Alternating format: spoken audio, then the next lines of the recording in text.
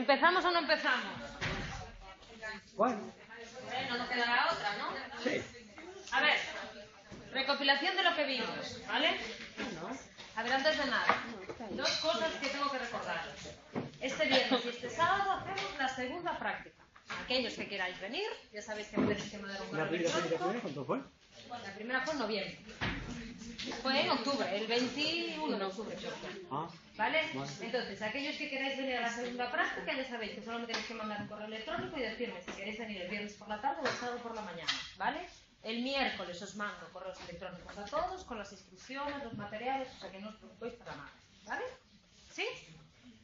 Aquellos que ya habéis acudido a la primera práctica, recordad que tenéis hasta el lunes de la semana que viene para enviarme el Excel individual, ¿vale? Bien, segunda cosa, tercera cosa, suele dar problemas. Aquellos que os dé problemas me lo mandéis como lo tengáis, ¿vale?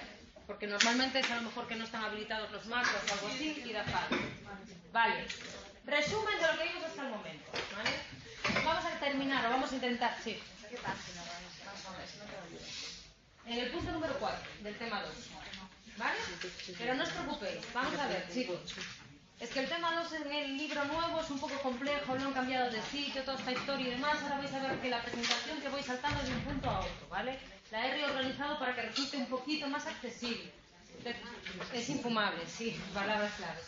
De todas formas, no os desesperéis, es que este año el tema 2 es larguísimo, ¿vale? El tema 3 es muchísimo más corto. El tema 3 lo vamos a dar en una sola tutoría y teníamos 2 reservados para ello. Vamos a intentar terminar de ver el tema 2, vamos a intentar terminar de ver el tema 3 y vamos a ir avanzando poco a poco y si hace falta tenemos clases extras, clases de reemplazo, casos de materia, que no sé cuánto, los daremos, ¿vale? ¿Y la clase del lunes pasado? ¿La clase del pasado se recupera? La clase del lunes pasado se recupera este viernes a las 4 de la tarde, ¿vale?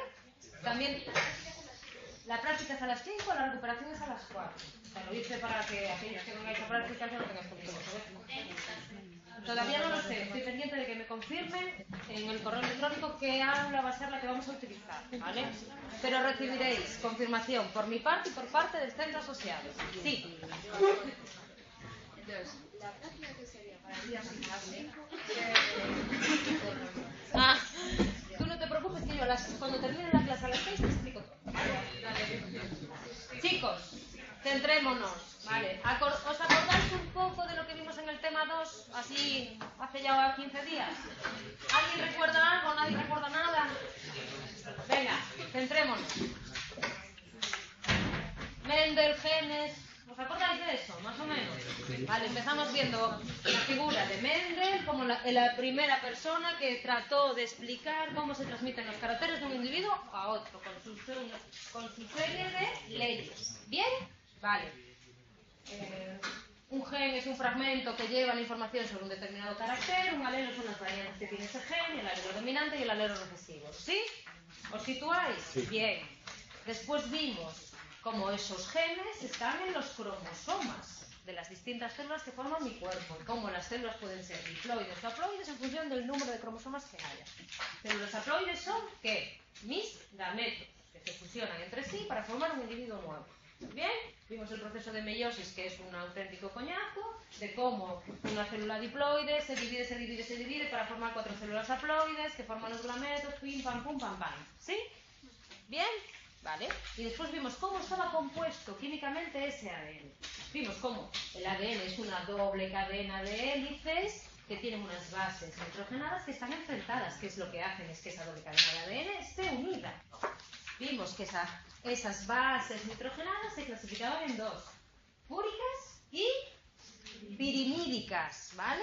Y cómo, según el principio de complementariedad de las bases, una base púrica determinada se une con una base pirimídica determinada. La adenina se une con la guanina y la citosina con la timina. ¿Sí? Bien, vale. Toda la información genética que está en el ADN tiene como finalidad que llevar información sobre la síntesis de las proteínas que se producen no en el núcleo celular, que es donde se encuentra en el ADN, sino en el ribosoma, que está fuera del núcleo celular. Sé que hago muy rápido, pero no os preocupéis que lo iré repitiendo constantemente. Vale. Para que el ADN pueda viajar del interior del núcleo al exterior se tiene que transformar ¿en qué? En ARN, ¿vale? Y es ahí donde nos quedamos. ¿Lo recordáis?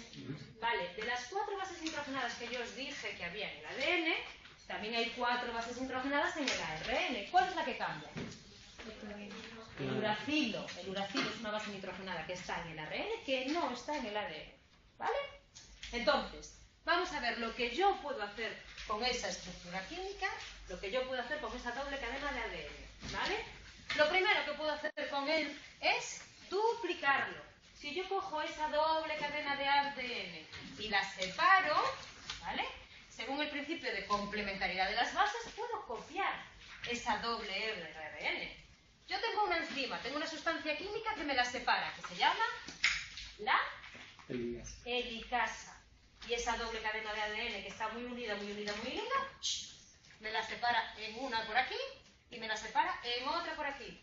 Y resulta que tengo otra enzima que se llama la ADN polimerasa, que se sabe el principio de complementariedad de las bases. De tal manera que si coge esta hebra de aquí y se encuentra, o esta hebra de aquí, y se encuentra una guanina, ¿qué será lo que pondrá? Una citosina.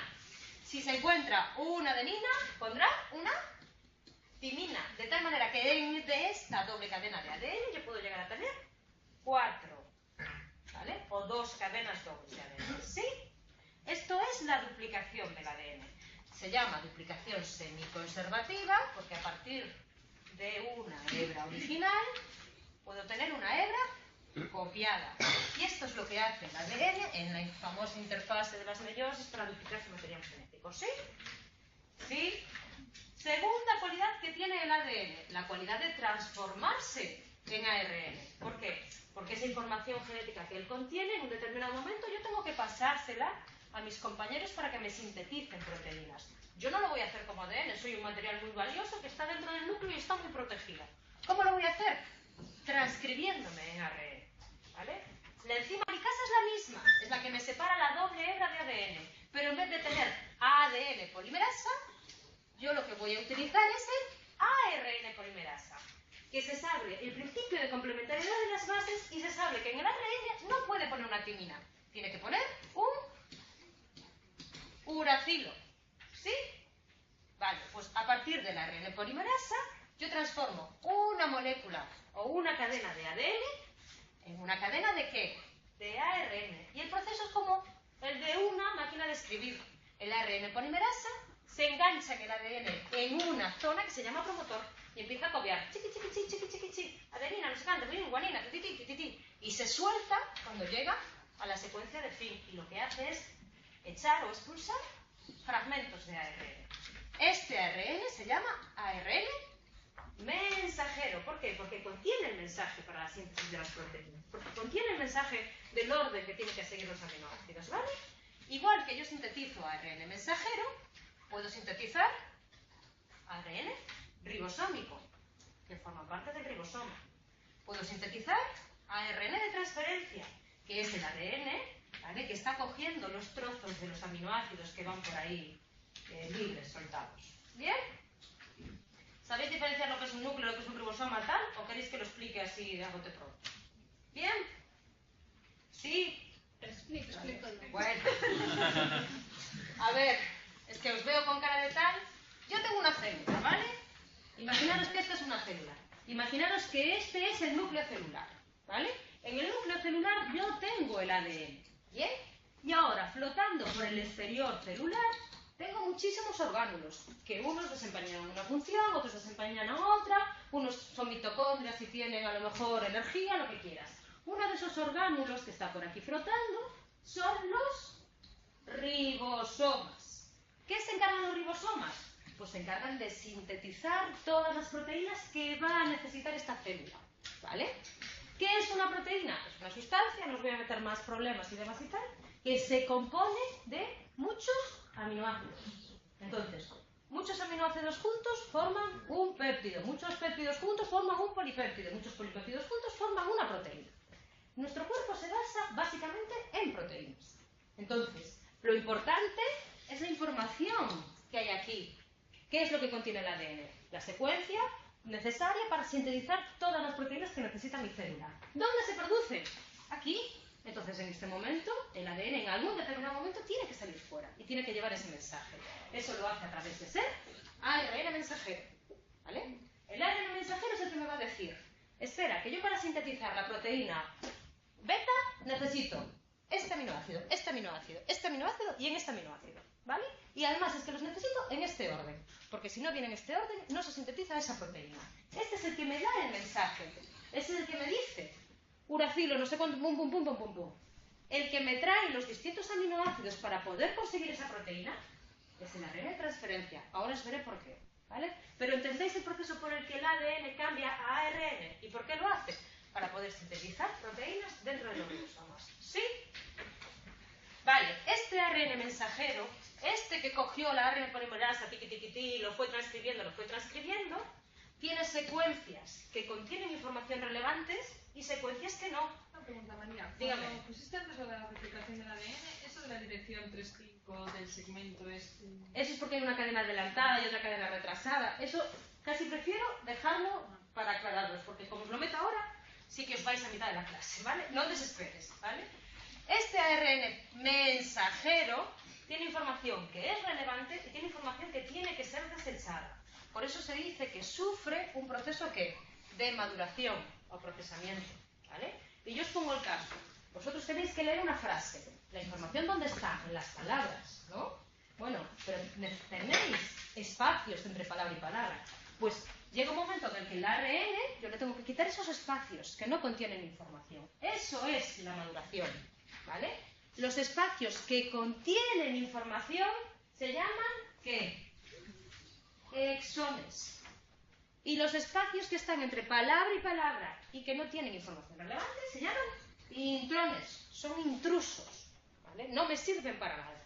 Entonces, en este proceso de maduración, yo lo que hago es eliminar los intrones de un ARN mensajero que voy a llamar transcrito primario y conseguir que sea un ARN maduro, ¿vale? Con toda la información relevante para la síntesis de esas queridas proteínas, ¿vale? Entonces, el ARN maduro que yo tengo aquí, ¿qué serán? Serán una línea compuesta ¿por qué? Por muchas bases nitrogenadas. ¿Qué será? A lo mejor adenina, guanina, uracilo, adenina, citosina. ¿Veis? Esas bases nitrogenadas del ARN mensajero se agrupan, ¿vale?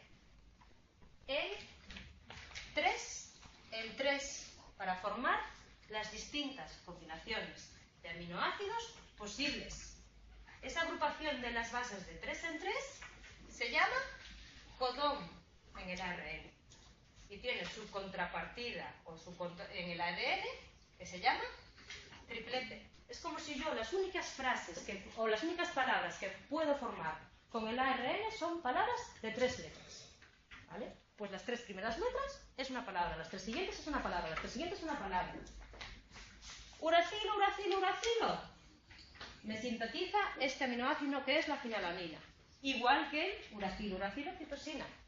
¿Vale? Esas 3 palabras que forman el ARN se llaman codones. ¿Vale? Distintas combinaciones de tripletes originarán distintos aminoácidos. Y distintas combinaciones de aminoácidos formarán distintas proteínas. ¿Lo entendemos? Esto es mi código genético. Estos son los distintos aminoácidos que yo puedo formar. ¿Vale? Si yo pongo este aminoácido primero, este aminoácido segundo y este aminoácido tercero, tendré una proteína determinada. Si yo pongo este aminoácido primero, este aminoácido segundo y este aminoácido tercero, tendré otra proteína determinada. Ese orden, ¿quién me lo marca? El ARN mensajero. ¿Vale? Aquí habéis visto, aquí podéis ver cómo distintas combinaciones, a lo mejor, ojo, me dan el mismo aminoácido. Porque uracilo, uracilo, uracilo y uracilo, uracilo, citosina me da el aminoácido fenilalanina. Estas son las características que tiene el código genético. Es un código genético que es redundante o degenerado. Un aminoácido puede ser codificado por más de un codón. Hemos visto que uracilo, uracilo, uracilo sintetiza el aminoácido de la fenilalanina y el uracilo, uracilo, citosina también. Es un código sin superposiciones. Un nucleótido solo pertenece a un codón y no a varios. Si yo tengo esta secuencia de ADN, esto es un codón, esto es un codón y esto es un codón. Yo lo que no puedo hacer es, espera, es hacer, no, mierda. Yo lo que no puedo hacer es formar un codón con estas tres, otro codón con estas tres, ¿vale? Esto pertenece a un solo codón, no a varios. Es lineal y sin comas, se inicia en un punto y avanza codón a codón. Y es universal, todos los seres vivos utilizan el mismo código para transformar el ADN en polipéptidos. ¿Sí? Vale, todo esto con la finalidad de que yo sea capaz de sintetizar una secuencia que de aminoácidos que unidos unos con otros formarán una proteína, ¿vale? Y en este proceso de síntesis de aminoácidos para formar una determinada proteína va a intervenir el ARN mensajero, que es el que me va a dar el orden por la que esos aminoácidos se tienen que colocar. Pero va a intervenir también el ARN de transferencia, que es el que lleva de la mano a los distintos aminoácidos, ¿vale? Este es un ARN de transferencia. Es un ARN que yo genero, al igual que generé los ARNs mensajeros a través de la ARN polimerasa, ¿vale? Cogí la ARN polimerasa, cogí la doble hélice de ADN y en vez de crear un ARN de mensajero, creé este ARN de transferencia. Pues esto es una secuencia de ARN que tiene esta forma de cruz. Y que resulta que aquí, en este extremo, lleva un determinado aminoácido, ¿vale?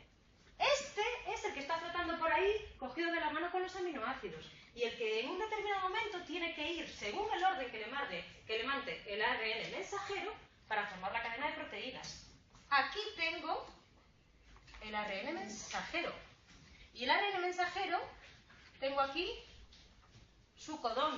Tengo ahí su secuencia de tres bases nitrogenadas. ¿Vale?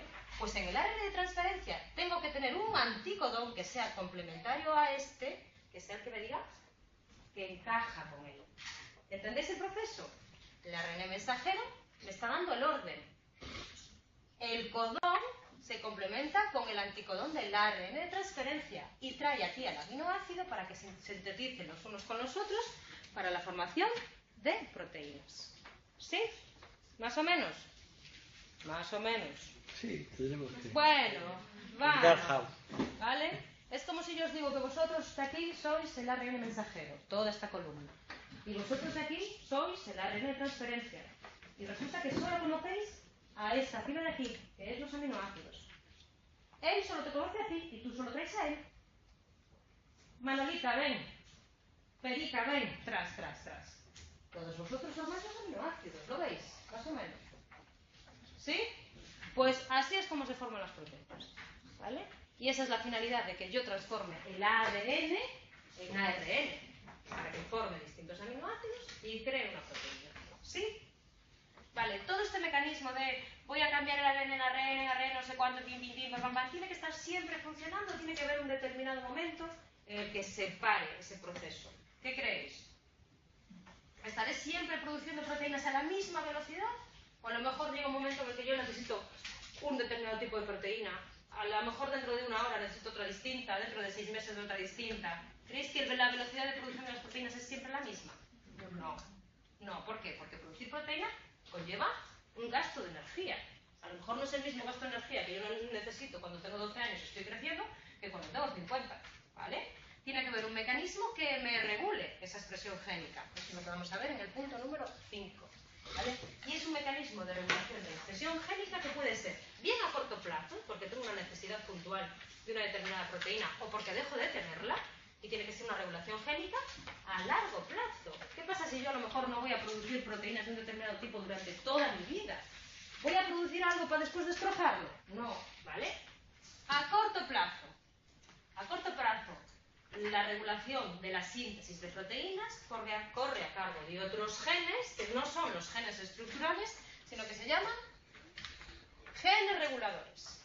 ¿Qué hacen hacen esos genes reguladores? Sintetizan muchas proteínas, que son proteínas que, como bien su nombre indica, se encargan de regular la expresión de otros genes. ¿Cómo lo hacen?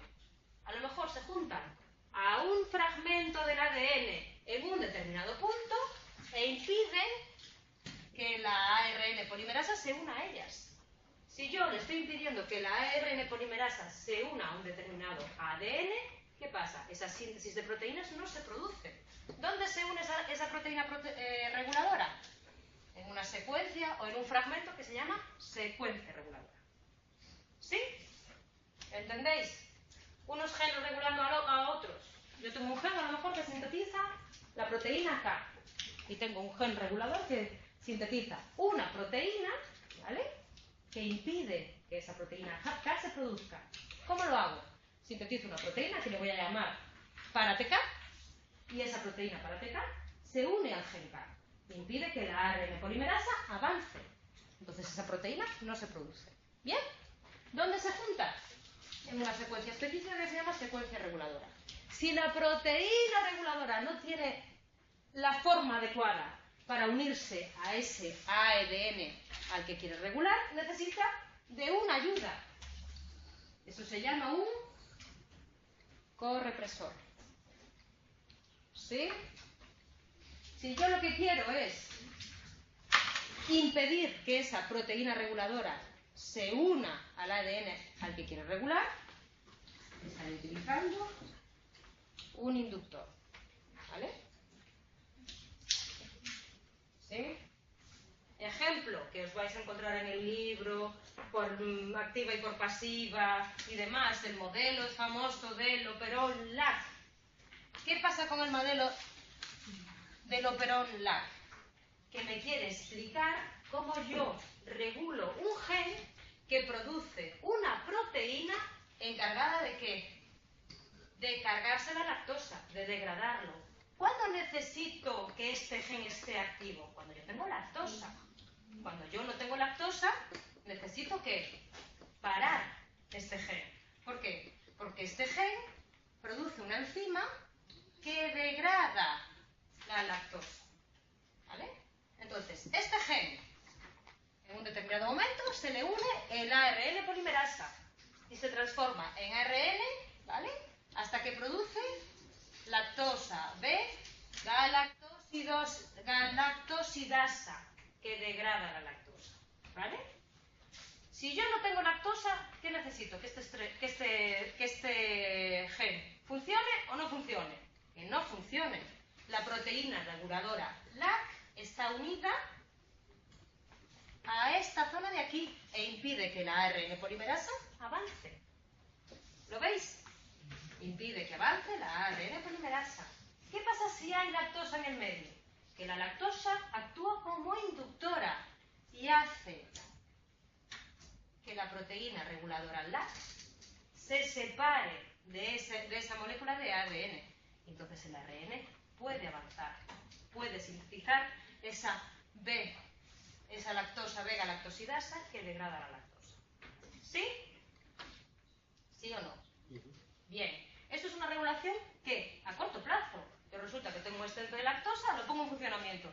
Resulta que dejo de necesitar lactosa, lo freno. Pero tiene que haber una regulación que, a largo plazo, que me inactive esos genes. Eso pasa cuando yo, por ejemplo, inserto un grupo metilo en una base nitrogenada que provoca un cambio que hace que la ARN polimerasa no pueda unirse. O pasa a lo mejor cuando ese ADN está tan condensado, ¿vale?, tan apertujado, que hace que la ARN polimerasa no pueda acceder a las zonas en las que tiene que unirse. ¿Sí? Madre de Dios, pobrecitos, los que estáis sufriendo. ¿Vale? ¿Sí? Venga, no os preocupéis que esto lo voy a repetir por activa y por pasiva. Ya lo se llega a condensar ¿cómo es posible? Por ejemplo, te pongo un caso. Yo soy genéticamente XX. Yo tengo 2 cromosomas XX, ¿vale? Y los hombres tienen un cromosoma X y un cromosoma Y. Pero yo no tengo el doble de proteínas asociadas a los cromosomas X que los varones. Eso es porque hay un cromosoma X que en las mujeres está inactivo, ¿vale? Y que nunca llega a expresarse. Eso es una manera de regulación a largo plazo. Yo no necesito sintetizar el doble de proteínas X, ¿vale? Pues eso es, por eso es que está ahí, ¿vale? Venga, atención, seguidme. Todo esto, pues no todo esto, nosotros ya sabemos cómo se compone químicamente el ADN, ¿vale? Con bases nitrogenadas enfrentadas, principio de complementariedad y demás y tal. Y nosotros ya hemos visto cómo son las leyes de Mendel. Hemos visto que hay genes que se encargan de la transmisión de un determinado carácter. Y hemos visto que hay alelos que son dominantes y hay alelos que son recesivos, ¿vale? Y ahora, yo os pregunto, estos son todos mis genes, ¿vale? Yo tengo 22 cromosomas y tengo este último cromosoma de aquí, ¿vale? Estoy en el punto 8, he pegado un pequeño salto, ¿vale? Para no... tal. Las leyes de Mendel se cumplirán igual si yo soy un gen que está aquí que si soy un gen que está aquí. ¿O habrá cambios entre uno y otro? Cambios. Habrá cambios. ¿Por qué? Porque yo tengo aquí genes en todos estos cromosomas, en los 22 primeros, y tengo genes en este último. Este es un cromosoma sexual, el que está marcando que yo sea un varón o una hembra, ¿vale? Y sin embargo, estos no son cromosomas sexuales. Esto se llama autosoma, cualquiera de los cromosomas que no son los sexuales, ¿vale? Si los genes están aquí en los autosomas, se pueden transmitir de uno al otro, a otro individuo, de dos maneras posibles. Mediante una transmisión que se llama autosómica dominante o mediante una transmisión que se llama autosómica recesiva. Si el gen que yo quiero transmitir a la siguiente generación está aquí, en el último cromosoma, que es el cromosoma 23, estoy hablando de una transmisión que está ligada al sexo, porque dependerá si ese gen está en el cromosoma X o si ese gen está en el cromosoma Y. ¿Lo entendemos? Vale. ¿Cómo son el tipo de transmisión autosómica dominante? Es debida a un gen que se encuentra en los autosomas, ojo, dominante, debido a un alelo dominante, ¿vale? ¿Qué pasará con este tipo de transmisión? Que los homocigóticos dominantes y los heterocigóticos tendrán ese carácter, serán enfermos, por ejemplo, por decirlo así, ¿vale? ¿Por qué? Porque la transmisión es debida a un alelo dominante. Por ejemplo, os pongo el caso, el gen FOXP2 transmite un tipo de enfermedad que ocasiona problemas en el lenguaje, no sé cuánto, pim, ¿vale? Este gen está en un autosoma y es debido a un alelo dominante. Si es debido a un alelo dominante, ¿vale? Los que son homocigóticos dominantes estarán enfermos de este gen o de este déficit o no. ¿Sí? Y si es debido a un alelo dominante, los que son heterocigóticos, ¿qué? También. ¿Por qué? Porque la culpa la tiene un alelo que enmascara o que está por encima del alelo recesivo. ¿Lo entendemos? Ahí tenéis las distintas combinaciones que puede haber, ¿vale? Si un individuo no se ve bien, pero lo veis bien en casa, ¿vale? Un homocigótico dominante con un homocigótico dominante, ¿vale? Segundo tipo de transmisión de enfermedades que es debido a un gen que está en los autosomas, ¿vale? Pero que es causada por un alelo recesivo. Ejemplo, la fenilketonuria, ¿vale? Si es debida a un alelo recesivo, los individuos que son enfermos serán los que serán, ¿qué? Homocigóticos recesivos, ¿vale? Los que son homocigóticos dominantes no tendrán la enfermedad, serán sanos. ¿Pero qué pasa con los heterocigóticos? Esos heterocigóticos, ojo, tienen un alelo que está enfermo, pero tienen un alelo que está sano. Serán portadores de esa enfermedad, pero no estarán afectados. ¿Vale? ¿Lo entendemos? ¿Por qué? ¿Esto por qué? Porque es debido a un alelo que es recesivo. Entonces, aquellos individuos que tienen sus dos alelos recesivos, sí, estarán enfermos de esa enfermedad que transmite ese gen que está en el autosoma. ¿Vale? Los que son homocigóticos dominantes tienen sus dos alelos sanos. ¿Vale? ¿Qué pasa con los que son heterocigóticos? Tienen un alelo sano y un alelo enfermo. El alelo enfermo es el recesivo, no tiene la suficiente entidad como para que ese individuo enfermo pero yo transmito, puedo llegar a transmitir ese alelo a mis descendientes. Entonces me transformo ¿en qué? En portadores. Pero lo moría solo si eres mujer, no es portador. No, es que es una cosa, en la fenilcetonuria también afecta al ambiente, pero bueno.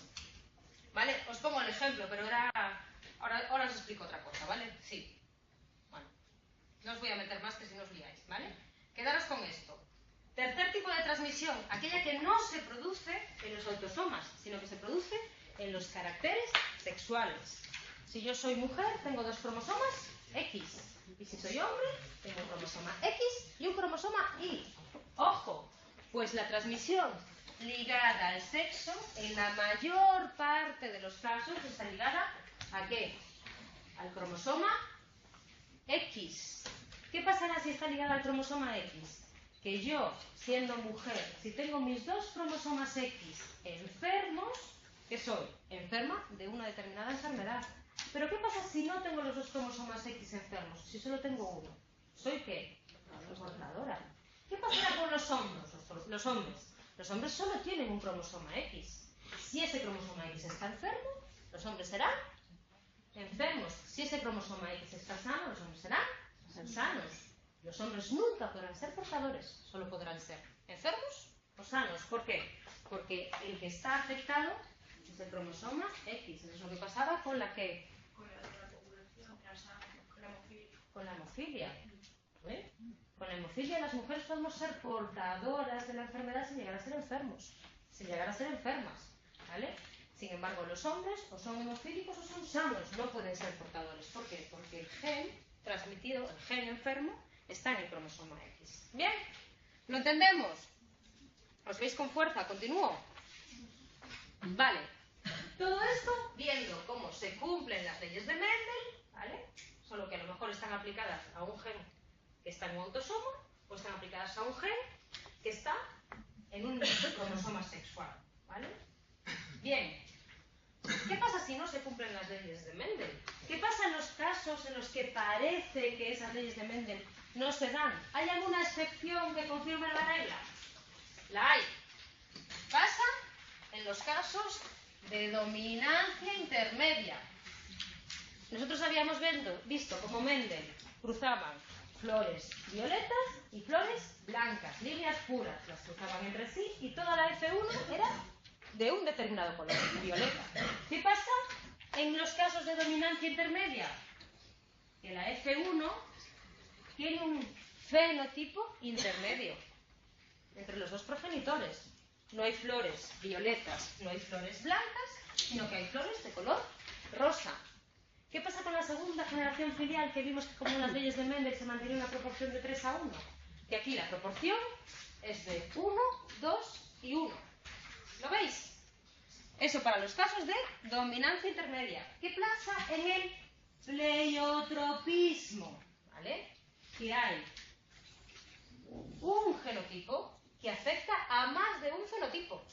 Nosotros habíamos visto como el gen A, por ejemplo, transmitía el color de los ojos. Y el gen B, no sé, el color del pelo. Y el gen C transmitía tal. O sea, como los genes aislados, ¿vale? Se encargaban cada uno de un determinado fenotipo. ¿Qué pasa en el pleiotropismo? Que hay un gen que está, ¿vale?, afectando a más de un fenotipo. Por ejemplo, el gen que produce albinismo en las ratas, que produce una despigmentación de esa piel, está afectando también a la agudeza visual, a la ceguera, ¿vale? ¿Sí? Otro caso en el que no se cumplen las leyes de Mendel, la epistasia, ¿vale? Cuando la interacción entre genes que determinan distintos rasgos, ¿vale?, de tal forma que un gen enmascara el efecto de otro. Los genes A y B producen sordera si están en homocigosis recesiva. O sea, hay una combinación de genes, los genes no se separan independientemente, como nos decía Mendel, sino que se combinan entre sí y el resultado fenotípico depende de la combinación de ellos, ¿vale? Si yo tengo el gen A en homocigosis recesiva o el gen B en homocigosis recesivas, ese individuo será sordo. Si no, no. Todos estos individuos de aquí serán sordos. Todos estos individuos de aquí, no. ¿Sí? Casos donde no se cumplen las leyes de Mendel. Dominancia intermedia, pleiotropismo y epistasia. y el más conocido de todos, el que pasa con nuestros grupos sanguíneos, que son los casos de codominancia. ¿Qué nos decía Mendel? Mendel nos decía que había genes con unos alelos dominantes y genes con unos alelos recesivos, pero nunca nos habló de genes o de alelos codominantes que se pudiesen coexistir entre sí. En el caso, ¿vale?, de los grupos sanguíneos sí que pasa. Los híbridos pueden manifestar ambos fenotipos simultáneamente. Yo en el grupo sanguíneo tengo 3 alelos: el alelo A, el alelo B y el alelo 0. ¿Qué pasa con esos 3 alelos? Que el alelo A y B son codominantes, pueden coexistir, pero el alelo 0 es recesivo respecto a esos dos. ¿Lo entendemos? No os preocupéis, y ahora os lo explico, ¿vale? Entonces, recordad que sigo teniendo 2 alelos por cada individuo, ¿eh? No voy a tener 3, ¿vale? Pero para aquellos individuos que fenotípicamente presentan un grupo sanguíneo A, genotípicamente podrán ser AA o A0. Aquellos individuos que presentan un grupo sanguíneo B, genotípicamente podrán ser BB o B0. Y tendré un nuevo genotipo que no tenía antes, que son aquellos que tienen un grupo sanguíneo AB. ¿Por qué? Porque esos 2 alelos son codominantes, se pueden expresar ambos al mismo tiempo. ¿Su genotipo será qué? A ver. ¡Ojo! Que tengo 3 alelos y el alelo 0 es recesivo respecto a esos 2. De tal manera que aquellos que fenotípicamente presentan un grupo sanguíneo 0, fenotípicamente solo pueden ser ¿qué? 0, 0. ¿Lo entendemos? ¿Esto por qué? Porque aquellos individuos que presentan un grupo sanguíneo A, o que presentan un fenotipo A, en su sangre tienen una sustancia, vamos a llamarle sustancia A, y tienen unos anticuerpos que atacan la sustancia B. Aquellos que son del grupo sanguíneo B, en su sangre presentan la sustancia B y presentan anticuerpos que atacan a la sustancia A.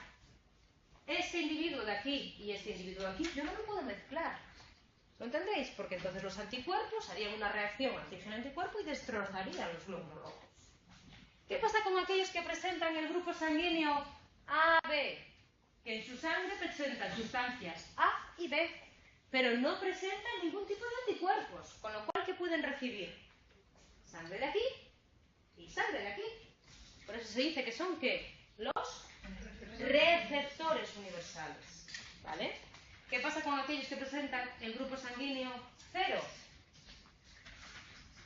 Que no presentan sangre ni de A ni de B, y los anticuerpos que presentan son tan pocos que cuando se mezclan con algunas de las combinaciones anteriores terminan disolviéndose, ¿vale? Por eso se dicen que el grupo sanguíneo 0 es el que donante universal.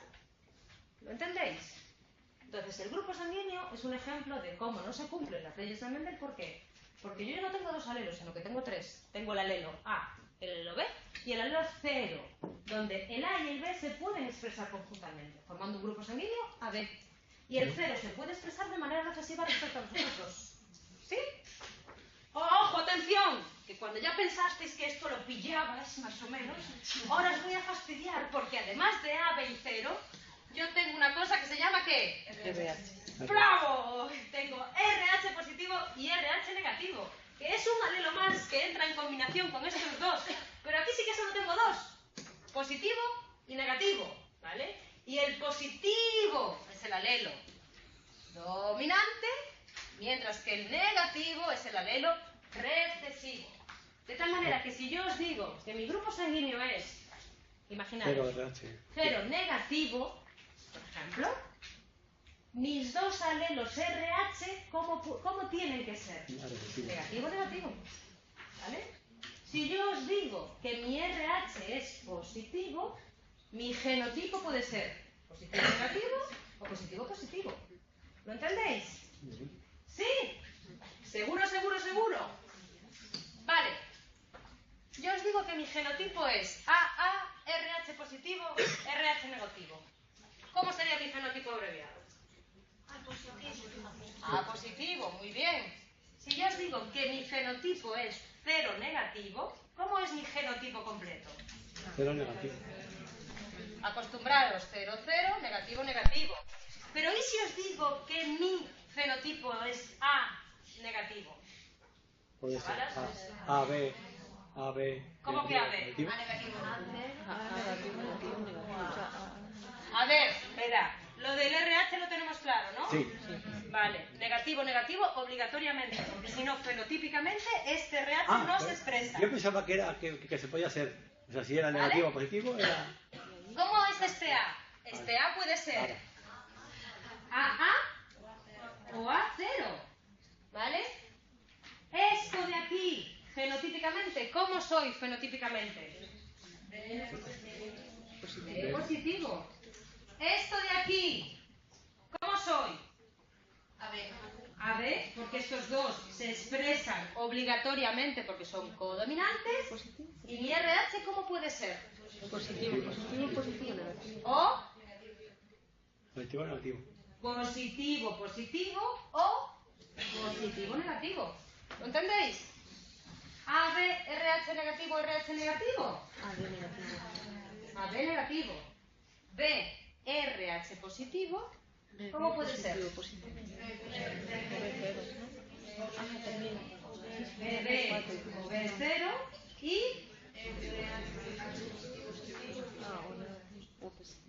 ¿lo veis? ¿Y no puede ser negativo o positivo? También, hombre, esto se puede invertir. Lo que queda claro es que aquí el RH positivo, ¿vale? Se ve... No, digo arriba.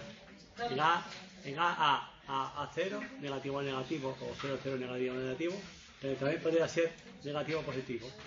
No, porque fenotípicamente solo tengo el RH negativo y este solo se expresa si los dos alelos son negativos, ¿vale? Vale. Bien. No os preocupéis que esto lo voy a machacar hasta la saciedad y haremos problemas con el enfermedad autosómica dominante, pam, pum, pum, pam, pam, cuántos individuos, cuánto total, ¿vale? Simplemente quedaros con esto para que vayáis vosotros practicando, ¿vale? Bien.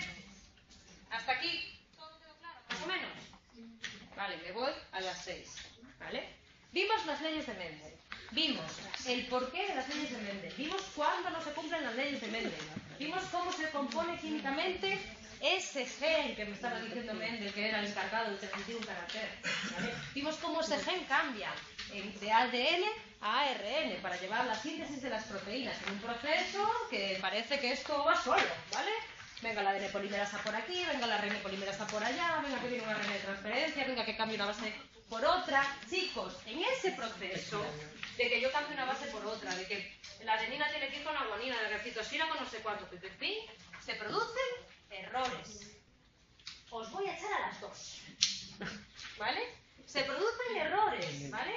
En el proceso de que yo separo la doble cadena de ADN y tengo que llevar el ARN polimerasa para que se transforme en ADN, puede pasar facilísimamente que en vez de poner una adenina, de repente me confunda y pongo una citosina, ¿vale?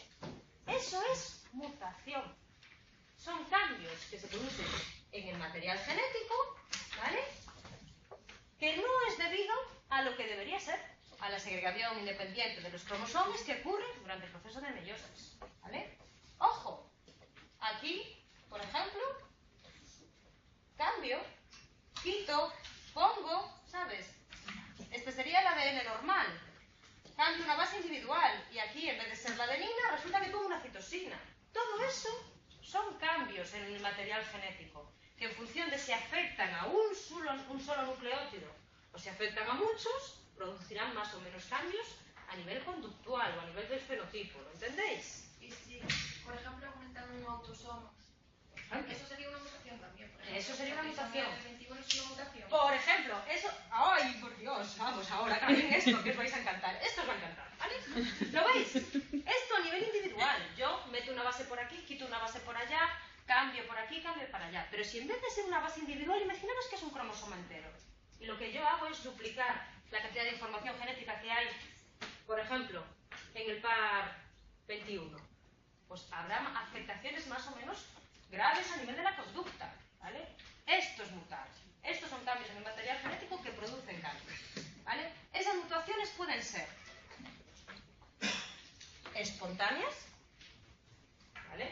explicaré el por qué hubo el cambio de monos a humanos. Oye, pues puede ser también provocado por sustancias que se llaman cancerígenas. Puede afectar a las células somáticas, a las células, por ejemplo, de mi pulmón, o puede afectar, ¿vale?, a las células germinales, a los gametos. Si afecta a esas células germinales, la mutación que se produce en mí como individuo se la transmite a mis descendientes, ¿vale? O puede afectar al tipo de cromosoma. Si son mutaciones producidas en los autosomas, o si son mutaciones producidas, ¿vale?, en los cromosomas sexuales. ¿Lo veis? Pueden ser mutaciones que afecten a un tipo, un solo nucleótido. O pueden ser mutaciones más amplias, ¿vale?, que impliquen a más de un nucleótido. ¿Sí? Pueden ser mutaciones que produzcan un cambio en el fenotipo que sea de pérdida de algo, de pérdida de una función, o que sea que afecte a la ganancia de una determinada función. Imaginaros que el ADN que yo estoy mutando resulta que produce menos proteínas que lo que debería, o a lo mejor produce un exceso de proteínas, ¿vale? Esto es la mutación. Cambios en el material genético, cambios que están afectando a un nucleótido aislado, a muchos nucleótidos y demás, y cambios que pueden estar afectando al número de cromosomas que yo tengo, ¿vale?, o a la estructura de mis cromosomas. ¿Qué cambios se producirán en el número de cromosomas? Las llamadas poliploidías. ¿Qué es una poliploidía? Es cuando el número de cromosomas de una célula o de todas las células de un organismo es múltiplo exacto del número haploide. Cuando un óvulo a lo mejor es fecundado por 2 espermatozoides a la vez, que ahí hay un múltiplo exacto del número haploide. Hay 3 copias del cromosoma. Eso es un organismo euploide. ¿Vale? Hay una alteración en el número de cromosomas que tiene ese individuo. A lo mejor ese feto no es viable y se produce un aborto y cosas de esas y no llega a crecer. Pero ese individuo, ¿vale?, tiene un número exacto del número haploide. Tetraploidía si tiene 4 copias del cromosoma, y triploidía. ¿Veis? Aquí tengo 3. 3, 3, 3, 3. ¿Lo veis? ¿Sí o no? ¿Seguro? Seguimos, ¿vale? ¿Qué pasa en las aneuploidías? ¿Qué pasa en las cosas que afectan al número de los cromosomas? ¿Qué pasa cuando en la meiosis, que parece que 4 células son exactas con el mismo material genético, hay algo que falla en las divisiones meióticas y hace que una célula se lleve el material genético de la otra? Aquí, ¿veis la diferencia? Aquí, ¿veis la diferencia? Extracélula, en vez de dividirse el número de cromosomas en 2 y 2, ¿vale?, se divide en 1 y 3. Los gametos que se forman, uno tendrá más copias de material genético que el otro. ¿Sí? Cuando se unan entre sí, uno con el doble de material genético y el otro con el número normal, o uno que no tiene material genético con otro que sí que lo tiene, ¿vale?, trisomía con monosamía, se formará un organismo aneuploide, ¿vale?, con un número de cromosomas que no es ni haploide ni número exacto. ¿Sí? Y eso es lo que pasaba. Aquí lo que dice la compañera, en el trisomía, ¿dónde está? Del par 21. Tengo este cromosoma con 3 copias. ¿Sí? ¿Lo veis? Esta es una trisomía que se produce a nivel de los autosomas. Pero yo tengo trisomías que pueden afectar a los cromosomas sexuales, formando, por ejemplo, el síndrome Klinefelter. Si aquí hay un exceso, porque hay un reparto desigual del material genético, ¿vale?, entre los distintos gametos, quiere decir que puede haber un defecto en el que el gameto que no recibe el par completo de cromosomas. Ese individuo que se forma con un material genético carente, por decirlo así, ¿vale? Es una monosomía, es un organismo que no tiene todo su material. ¿Lo veis? ¿Qué pasa aquí? Que este es un individuo XX al que le falta el otro cromosoma X. Síndrome de Down. ¿Lo veis? ¿Sí o no? Vale, esto es un cambio en el número de cromosomas que tiene un organismo, ¿vale? Bien porque el material genético se reparte de manera desigual entre un gameto y el otro, ¿vale? Bien porque a lo mejor un gameto es fecundado por dos al mismo tiempo, toda esta historia y demás. Todo esto afecta conductualmente al individuo, ¿vale? Todos estos individuos de aquí, ojo, nacen, son viables, se forman, se desarrollan, pero presentan defectos genéticos, ¿vale? Que después se ven en su conducta, ¿sí? Esto es una alteración del número de cromosomas del que yo estoy compuesto, ojo, pero también puede haber una alteración en las estructuras que forman esos cromosomas, ¿vale? Los cromosomas son así, ¿vale? Unidos por un centrómero, presentan dos patitas. ¿Qué pasa si yo parte de esta patita la pierdo? ¿Vale? Aquí hay una alteración estructural. Se produce una deleción, ¿vale? ¿Qué pasa si esta patita de aquí la duplico? Estas son alteraciones en la estructura de los cromosomas. Por ejemplo, delección. Cuando un trozo de cromosoma, yo lo pierdo. Yo estoy perdiendo este trocito de aquí, estas bases nitrogenadas. El individuo que se forme tras la pérdida de este cromosoma presentará problemas. Síndrome de Angelman y síndrome de Prader-Willi. ¿Qué pasa? Que si a mis cromosomas yo, por ejemplo, no pierdo un fragmento de ese material genético, ¿vale? Sino que yo lo que hago es traslocarlo, cambiarlo, ¿vale? Se separa y se une a otro cromosoma que no es como el que debería, que es un cromosoma no homólogo. Se produce una traslocación, madre de Dios, ¿vale? Que puede ser recíproca si el número de genes se mantiene intacta, ¿vale? No hay pérdida de material genético. Yo tengo este cromosoma de aquí, tengo este cromosoma de aquí, y resulta que voy a intercambiar, ¿lo veis? Este de aquí, lo pongo aquí, y este de aquí viene para aquí. Y tengo dos cromosomas con el mismo número de genes, solo que con la información cambiada entre uno y otro, ¿vale? ¿Qué pasa en las translocaciones robertsonianas? Que los cromosomas se unen por el centrómero y pierden este brazo de aquí, el brazo corto.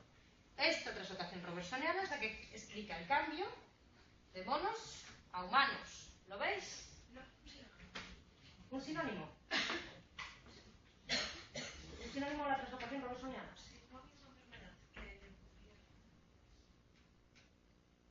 No sé, ahora me pillas. Te suena de biología, vale. No me Vale.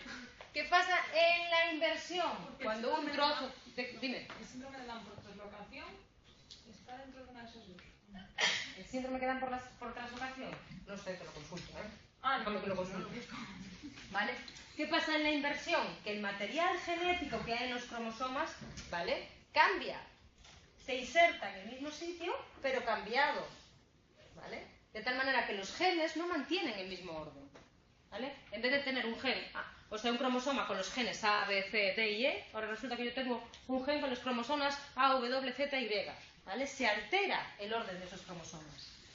Puede afectar al centrómero, que se llamará inversión policéntrica, o puede no contener el centrómero, entonces se llamará inversión paracéntrica, ¿vale? Yo aquí tengo a lo mejor el mismo número de genes, no hay una afectación en el número de genes que componen los cromosomas, pero sí que cambia, se pierde a lo mejor uno, cambian de orden y demás. ¿Lo veis? Por último, ¿qué pasa si yo lo que hago es duplicar los genes que tengo? CD, CD. ¿Lo veis? Entonces, en esas mutuaciones yo puedo sustituir un fragmento de cromosoma, invertirlo, traslocarlo, insertarlo o delectarlo, o sea, borrarlo. ¿Vale? Y puedo alterar el número que compone esos cromosomas o la estructura de los mismos. Si altero el número de los cromosomas, tendré poliploidías o aneuploidías. Y si altero la estructura de los cromosomas, delección, translocación, inversión y duplicación. ¿Sí? ¡Bravo! ¡Vámonos! Venga, que no os preocupéis que vamos a tener tiempo de sobra. Esto leerlo en casa, ¿vale? Vamos a tener tiempo de sobra para revisarlo. ¿Para qué? Para revisarlo. ¿Sabes lo que